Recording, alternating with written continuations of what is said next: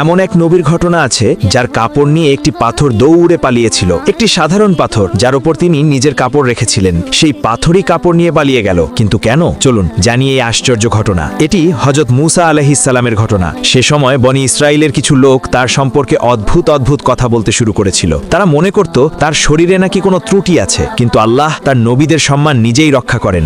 একদিন হযরত মূসা আলাইহিস সালাম একা গোসল করতে গেলেন এবং নিজের কাপড় একটি পাথরের উপর রেখে দিলেন। তিনি তখনও গোসল করছিলেন, হঠাৎ সেই পাথর তার কাপড় নিয়ে দৌড়াতে শুরু করলো। হযরত মূসা আলাইহিস সালাম অবাক হয়ে গেলেন এবং সঙ্গে সঙ্গে পাথরের পেছনে দৌড়াতে লাগলেন। তিনি বলতে লাগলেন, হে পাথর, আমার কাপড় দাও। লোকেরা এই দৃশ্য দেখছিল। তখনই সত্য সবার সামনে প্রকাশ হয়ে গেল। মানুষ বুঝতে পারল আল্লাহর নবী সম্পূর্ণ পবিত্র এবং নিখুঁত, তার শরীরে কোনো ত্রুটি নেই। এভাবেই আল্লাহ তার নবীর সম্মান রক্ষা করলেন। এটি ছিল আল্লাহর কুদরতের এক বিস্ময়কর ঘটনা। এখন শেষ প্রশ্ন, ইসলামে কোন রঙের কাপড় পরতে নিষেধ করা হয়েছে? হাদিসে উল্লেখ আছে পুরুষদের জন্য জাফরান বা গাঢ় হলুদ বা কমলা রঙে রাঙানো কাপড় পরা নিষেধ করা হয়েছে, কারণ সেই সময় এটি নারীদের পোশাক হিসেবে বিবেচিত হতো। আপনিও যদি আল্লাহর কুদরতে বিশ্বাস করেন তাহলে কমেন্টে লিখুন সুবহানাল্লাহ।